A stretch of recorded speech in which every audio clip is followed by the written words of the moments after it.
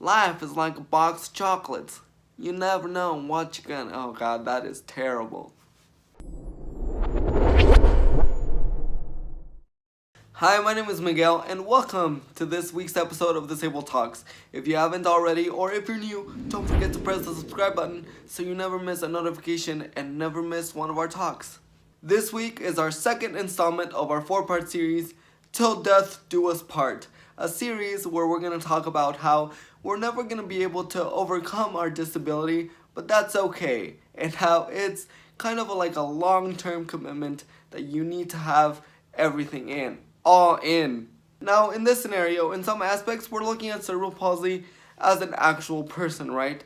And with any person, there's aspects of it that you just can't change, and it's exactly the same with the disability. You know, in an actual relationship, if there's things that you can't change, then you just leave. With cerebral palsy, however, you either have to deal with them or find a way around them, because either way, it's not going anywhere. It kind of reminds me of when you're in school. You take a test, and whether you studied or not, you feel so good about it. And then you get your grade back, and it's an 89%. The worst number. I remember this used to happen to me all the time. And in my school, an 89 was like a B+, so close to an A, right? An A-, but still an A. And I would be so disappointed when I would see that 89, and, you know, casually, you know, once or twice, I tried to, you know, go up to the teacher and be like, you know, half jokingly, but really not, you know, it's only like 1%, you could just, like, bump it up, or, like, make, like, have your finger slip when you're putting in the grades, and then the teacher would just be like,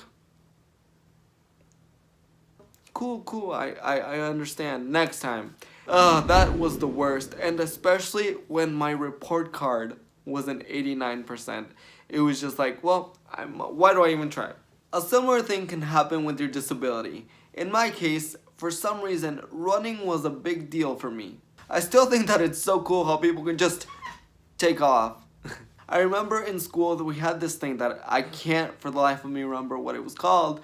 It's the old age, guys. It's getting to me. So we would go around the lap, and every lap or every mile or something, we would get like $1 or a different amount of money, I think. And then at the end of a certain amount of time, a little cart with a bunch of toys would come around, and we would get to pick, you know, buy our toys with the money we had earned. I used to always be like, heck yeah, I'm gonna walk it, or like in my head, I'm gonna run it too.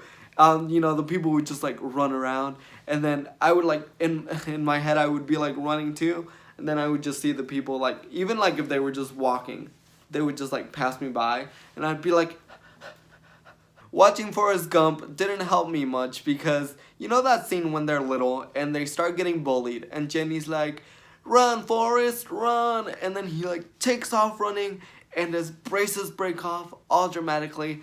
I literally sat there and was like, can that really happen? I was so intent on one day just being able to run like everybody else and being able to experience how that feels. That's obviously one of the many things that I've had to come to the tough realization of, that that's probably not gonna happen, and that's okay. If we take a quick pause and really look at both scenarios, you see that my focus was just in the wrong place. With the 89%, I was always so intent on getting that A that it didn't let me see or acknowledge that an 89 is way better than an F. In the instance with running, I may not be able to run like everybody else, but I can still run my own way, but still. It's always hard and a bit difficult to kind of give up on aspects of your dreams. Just because I won't be able to run like a normal person though, doesn't mean that I'm just gonna quit and drop to the floor. I'm still gonna exercise and make sure my legs keep getting as strong as they can. And that's it for the second installment of Til Death Do Us Part. If you missed the beginning of the series, you can click here or wherever it appears and catch up.